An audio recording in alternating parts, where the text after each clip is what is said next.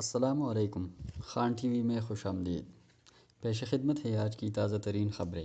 اگر آپ حالات حاضرہ سے باخبر رہنا چاہتے ہیں تو چینل کو سبسکرائب کریں اور ساتھ میں بیل آئیکن دبائیں تاکہ لمحہ بلمحہ تازہ ترین اپڈیٹ حاصل کر سکیں۔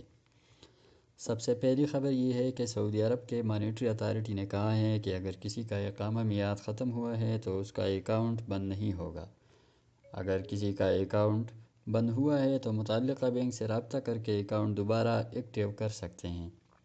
اس کے لیے تمام سعودی بینکوں کو تحریری طور پر خبردار کیا گیا ہے کہ اگر کسی کے اکاؤنٹ اقامے کے خاتمے کی وجہ سے بند کیے گئے ہیں تو دوبارہ بحال کیے جائے، اور اگر کسی کے A T M deactivate ہوئے ہیں تو وہ 10 شوال 1441 ہجری تک اس میں توسیع کریں۔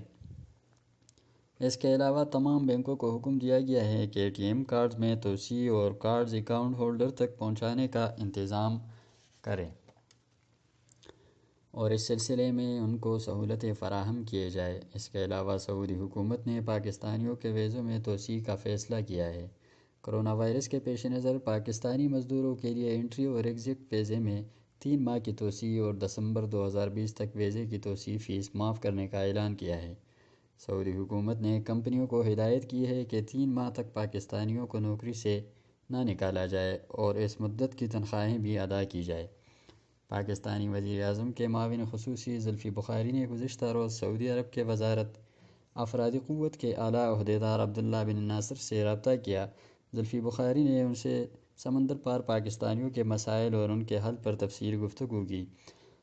زلفی بخاری کا کہنا تھا کہ اس مشکل کی گھڑی میں ہم سعودی عرب کے تعاون کا بہت شکر گزار ہیں۔ ساتھ ساتھ یہ بھی کہا کہ سعودی حکومت پاکستانیوں کی وطن واپسی کے لیے خصوصی اقدامات کرے۔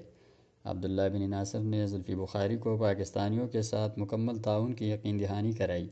انہوں نے کہا کہ پاکستانیوں کے اقامے، توسیع، انٹری اور ایگزٹ جیسے تمام معاملات میں بھرپور تعاون کیا جائے گا۔ انہوں نے بتایا کہ سعودی کمپنیاں پاکستانی ملازمین کو 3 ماہ تک نوکریوں سے برطرف نہیں کریں گی، جبکہ تمام پاکستانیوں سے خصوصی تعاون کا سلسلہ جاری رکھا جائے گا۔ اس کے علاوہ دونوں ملکوں کے درمیان فلائٹ آپریشن شروع کرنے پر بھی بات چیت ہوئی ہے۔ زلفی بخاری نے سعودی عہدیدار کی مکمل تعاون کی یقین دہانی پر ان کا شکریہ ادا کیا۔ سعودی عرب کا رمضان المبارک میں کرفیو کے اوقات میں تبدیلی اور نرمی کا اعلان۔ سعودی مجلس شورا نے مکہ اور مدینہ منورہ میں دونوں شہروں میں غیر منقولہ پراپرٹی کرائے پر لینے یا حاصل کرنے کی مشروط اجازت دے دی ہے۔ سعودی وزارت صحت کے جاری کردہ اعداد و شمار کے مطابق کرونا وائرس سے متاثرہ افراد کی تعداد 11,631 تک پہنچ چکی ہے۔ گزشتہ 24 گھنٹوں کے دوران سعودی عرب میں کورونا کے مزید 1147 نئے کیسز رونما ہوئے ہیں اور نئے 6 افراد سمیت اب تک 109 افراد اس وبا کی وجہ سے لقمۂ اجل بن گئے ہیں۔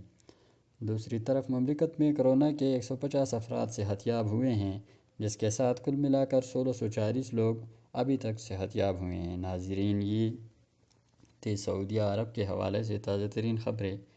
ویڈیو پسند آئی ہو تو لائک کریں، چینل کو سبسکرائب کریں اور بیل کا آئیکن ضرور دبائیں تاکہ مزید تازہ ترین اپڈیٹس سے آپ خبردار رہیں۔